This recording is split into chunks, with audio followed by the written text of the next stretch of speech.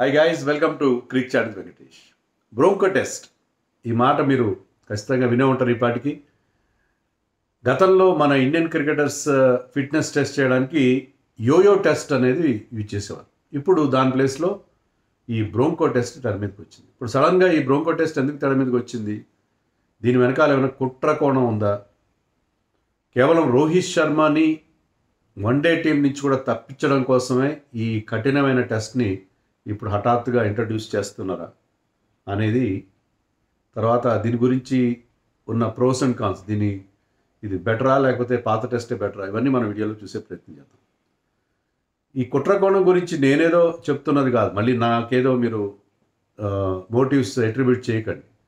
ఇది అన్నది ఎవరంటే Manoj Tiwari, former India cricketer, Bengal captain. అతను ఈ మధ్యకాలంలో కొంచెం కాంట్రవర్షియల్గా తయారయ్యాడు. లూజ్ క్యానల్ లాగా తయారయ్యాడు. ధోని గురించి కూడా కొన్ని ఆరోపణలు చేయడం అతను చూసాము.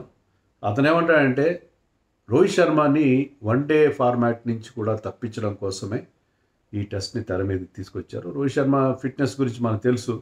సో ఇది చాలా టఫ్ టెస్ట్ ఇది. సో దీన్ని పాస్ అవ్వడం రోహిత్ శర్మ కష్టం అవుతుంది. విరాట్ కోహ్లీ ఎలాగో 2027 వరల్డ్ కప్ వరకు ఉంచాల్సిన పరిస్థితి ఉంటుంది. బట్ రోహిత్నైనా తప్పిద్దామని ఈ టెస్ట్ తీసుకొచ్చారు అని చెప్పి అతను ఒక సెన్సేషనల్ ఎలిగేషన్ చేశాడు. అయితే అది కరెక్ట్ కాదనుకుంటున్నాను నేను. ఎందుకంటే ఇది ఎందుకు వచ్చిందంటే ఇప్పుడు లేటెస్ట్గా ఇది రావడానికి కారణం ఏంటంటే మనకి ఆ స్ట్రెంత్ అండ్ కండిషనింగ్ కోచ్ మారాడు. ఆడ్రియన్ లెరూ అనే ఒక కొత్త ఎస్ఎన్సి కోచ్ వచ్చాడు.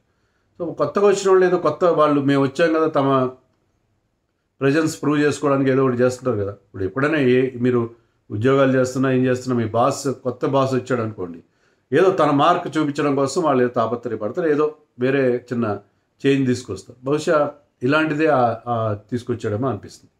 అయితే దీని మీద చాలా క్రిటిసిజం వస్తుంది. ఈవెన్ అశ్విన్ కూడా దాన్ని క్రిటిసైజ్ చేస్తున్నాడు. ఒకటే ఉండాలి పద్ధతి. రకరకాల ఏ కోచ్ వస్తే వాడు మార్చేస్తారు, మళ్ళీ కొత్త కోచ్ వస్తే మళ్ళీ ఇంకో రకంగా ఇలా మారడం అనేది కరెక్ట్ కాదని అంటున్నాడు. అసలు ఈ బ్రోంకో టెస్ట్ ఏంటి, యోయోకి దీనికి ఉన్న డిఫరెన్స్ ఏంటి అనేది మనం చూద్దాం. యోయో టెస్ట్ గురించి నేను ఆల్రెడీ వీడియో చేశాను, వీళ్ళైతే డిస్క్రిప్షన్లో ఇస్తాను, అది చూడండి. దాంట్లో అక్కడ మీకు డీటెయిల్గా యోయో టెస్ట్ సంబంధించిన వివరాలు ఉంటాయి. సో యోయో టెస్ట్ పాస్ అయితేనే మీరు ఇండియన్ టీంకి ఆడడానికి వీలవుతుంది అనేది మనకు తెలుసు కదా.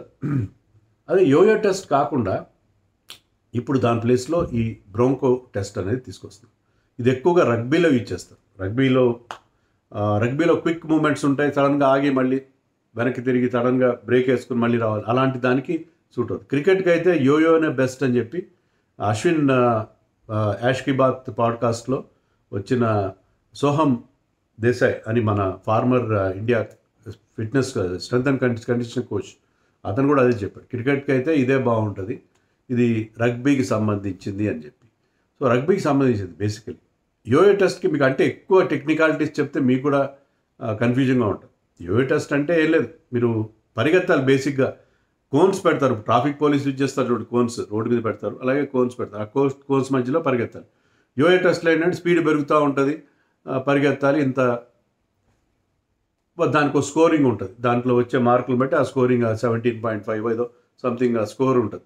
ఆ స్కోర్ అది ఇంకా ఎక్కువ చేసుకుంటే ఇంకా మంచిది. అలిస్టర్ కుక్ ఎవరో ఇంకా చాలా పెద్ద 20+ చేశారంట. విరాట్ కోహ్లీ కూడా మంచి స్కోర్ చేయడం అనేది మనకు తెలుసు. విరాట్ కోహ్లీ, మనీష్ పాండే వీళ్ళందరూ కూడా మంచి స్కోర్స్ చేశారు గతంలో అని మనకు తెలుసు. సో యోయో టెస్ట్ సంబంధించి అది యోయో టెస్ట్ అనేది గతంలో ఉండేది. ఇప్పుడు యోయో టెస్ట్కి ఇప్పుడు వస్తున్న బ్రోంకో టెస్ట్కి ప్రధానమైన తేడా ఏంటంటే ఒకే ఒక ప్రధానమైన తేడా ఉంది. యోయో టెస్ట్లో మీకు రికవరీ టైం ఉంటుంది, అంటే బ్రేక్ ఉంటుంది. మీరు అది కంటిన్యూస్గా పరిగెత్తాల్సిన పని లేదు, బ్రేక్ ఉంటుంది. మీరు కొంచెం ఊపిరి తీసుకోవచ్చు, కొంచెం అంటే జస్ట్ 10 సెకండ్స్ ఉంటుంది. ఆ 10 సెకండ్స్ బ్రేక్లో మీరు మళ్ళీ కొంత రికూప్ కావచ్చు, మీకు ఆ రికవరీ అనేది ఉంటుంది. అది దాంట్లో ఉన్న ప్రత్యేకత. కానీ ఈ బ్రోంకో టెస్ట్లో మీకు అలాంటి బ్రేక్ ఉండదు. మీరు 1200 మీటర్ల దూరాన్ని మీరు 6 నిమిషాల్లో కవర్ చేయాలి. అంటే 1200 వరుసగా డిస్టెన్స్ రన్నర్స్ పరిగెట్టినట్టుగా 1200 మీటర్లు ఒకేసారి కాదు. అదేంటంటే ఇలా కోన్స్ పెడతారు. ఫస్ట్ 1 to 20 మీటర్స్ వెళ్ళాలి, వెనక్కి రావాలి. 1 to 20 మీటర్స్ వెనక్కి రావాలి. మళ్ళీ 1 to 40 మీటర్స్ పరిగెత్తి మళ్ళీ వెనక్కి రావాలి. మళ్ళీ 1 to 60 మీటర్స్ పరిగెత్తి మళ్ళీ వెనక్కి రావాలి. సో ఇలాగా మీరు 5 సార్లు ఈ రొటీన్ని మీరు రిపీట్ చేయాలి. సో 5 సార్లు మీరు ఈ రకంగా పరిగెత్తాలి. అంటే ఎంత అయితే 1200 మీటర్స్ అవుతుంది. 1 to 20, 1 to 40, 1 to 60 అంటే అది డబల్ అవుతుంది. అంటే 1 to 20 వెళ్ళి మళ్ళీ వెనక్కి రావాలి, అలాగే 1 to 40 వెళ్ళి మళ్ళీ వెనక్కి రావాలి, 1 to 60 వెళ్ళి మళ్ళీ వెనక్కి రావాలి. ఆ కోన్స్ మధ్యలో మీరు వేగంగా పరిగెత్తు రావాలి. ఇది 5 రౌండ్స్ చేయాలి వితౌట్ ఎ బ్రేక్. సో యోయోకి దీనికి ఉన్న ప్రధానమైన తేడా వితౌట్ ఎ బ్రేక్ చేయాలి. 6 నిమిషాల లోపు చేయాలి. 5 కనుక చేస్తే అది ఎక్సలెంట్ స్కోర్. 5 లోపల చేస్తే ఎక్సలెంట్ స్కోర్. 5.5 చేస్తే కూడా బాగుంటుంది. 6 లోపల చేయకపోతే you're out, you cannot play for India. అది ఈ టెస్ట్లో ఉంది. సో ఎక్కడ గ్యాప్ లేకుండా మీరు 6 నిమిషాల వ్యవధిలో, అంటే ఇది బేసికలీ ఏరోబిక్ టెస్ట్. ఇప్పుడు ఇంగ్లాండ్లో కూడా ఇదే చేస్తున్నారంట, ఇంగ్లాండ్లో కానీ. ఎందుకంటే మన వాళ్ళు ఈ స్ట్రెంగ్త్ మంచిగా మస్క్యులర్గా తయారవుతున్నారు తప్పిస్తే ఆ స్టామినా, ఆ ఎండ్యూరెన్స్ అనేది ఉండట్లేదు. సో ఏరోబిక్ టెస్ట్ బాగా చేస్తే దీన్ని బట్టి వాళ్ళ రియల్ ఫిట్నెస్ అర్థమవుతుందని చెప్పి అంటున్నారు. రామ్జీ శ్రీనివాసన్ ఒకప్పటి Indian strength and condition coach కూడా ఇది మంచి సిస్టమ్ ఇది. దీనివల్ల మీకు క్లియర్గా వాళ్ళ స్టామినా మీరు గెస్ చేయడానికి వీలవుతుంది, ఫ్యాటిక్ ఫ్యాక్టర్ చూసుకోవడానికి, ప్రాపర్గా వాళ్ళ ప్రొఫైల్ తయారు చేయడానికి వీలవుతుందని చెప్పి అతను అనడం జరిగింది. సో ఇది బహుశా ఇప్పుడు మోడర్న్ ఏమో అది దానికోసం తీసుకొస్తున్నాను. కానీ అశ్విన్ ఏమంటాడంటే, సరే మనోజ్ తివారీ ఏదో ఒక ఎలిగేషన్ చేశాడు, దానికి ఎలాంటి ఆధారం లేదు, అది పక్కన పెట్టండి. అశ్విన్ ఏమంటాడంటే, ఇదేంటి ఒక్కొక్కసారి ఒక్కడు ఇంతకుముందు బ్లీప్ టెస్ట్ అని ఉండేది, తర్వాత యోయో అయింది, విరాట్ కోహ్లీ వచ్చిన తర్వాత యోయో వచ్చింది. ఆ yo-yo test Ambati Rayudu fail కావడం, అది అతని కెరియర్ని చాలా ఎఫెక్ట్ చేయడం కూడా మనకు తెలుసు. ఒకనొక ఇంగ్లాండ్ టూర్లో 1 days ఆడే ముందు అతను అంబట్ రాయుడు ఆ టెస్ట్ ఆడబోయి ఆ టెస్ట్ ఫెయిల్ అవడంతో అతను ఈ could not be part of the team. So ఇలా మనకి యోయో టెస్ట్ అప్పుడు వచ్చింది. తర్వాత ఇప్పుడు వీళ్ళు ఈ కొత్త.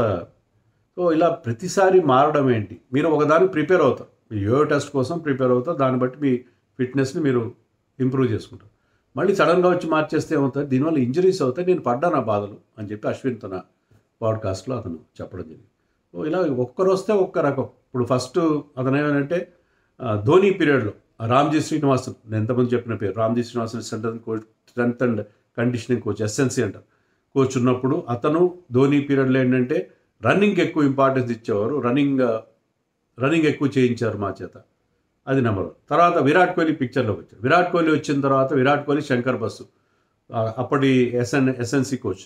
సో వాళ్ళు ఏం చేశారంటే స్ట్రెంత్ కండిషనింగ్కి ఎక్కువ ఇంపార్టెన్స్ ఇచ్చారు, స్ట్రెంత్కి ఎక్కువ ఇంపార్టెన్స్ ఇచ్చారు, పవర్కి ఎక్కువ ఇంపార్టెన్స్ ఇచ్చారు. మళ్ళీ తర్వాత ఈ సోహం తర్వాత నిక్కీ వెబ్ ఏదో ఉన్నారు, వాళ్ళు సోహం దేశాయ్, వీళ్ళు వచ్చిన తర్వాత వీళ్ళ స్టైల్ వేరుగా. సో ఒక్కొక్క ఎస్ఎన్సీ కోచ్ వచ్చినప్పుడల్లా ఇవి మారుతుండడం, ఇది ప్లేయర్స్కి చాలా ఇబ్బందికరంగా ఉంటుంది. ఇలా కాదు, ఒకే రకంగా ఉండాలి. ఇన్ని మార్పులు చేసి నిమిషానికి ఒక పద్ధతి పెడితే కష్టం అవుతుందని చెప్పి అతను అంటాడు. సో వాట్ ఎవర్, మొత్తం మీద ఇప్పుడైతే ఆ టెస్ట్ ఉంది, అది రోహిత్ శర్మ చేయగలుగుతాడో లేదో మనకు తెలియదు. ఎందుకంటే ఆస్ట్రేలియాతో 5 1 days ఆడబోతున్నాం. ఆ లోపల Rohit Sharma has to get through this test. Rohit Sharma అంటే everybody has to get through this test. మరి ఎవరేం చేస్తారు, ఎలాంటి బ్రేక్ లేకుండా 6 నిమిషాల లోపల మీరు 1200 మీటర్లు పరిగెత్తాలి, అది వెనక్కి ముందుకి పరిగెత్తాలి. సో ఇది కొంచెం టఫ్ సిచ్యుయేషనే. మరి ఎవరెవరు పాస్ అవుతారు, ఎవరు మిస్ అవుతారు అనేది we have to wait and see. మరి మీరేమనుకుంటున్నారు, మనోజ్ తివారీ చెప్పింది కరెక్టా, లేకపోతే are you in agreement with Ravi Ashwin?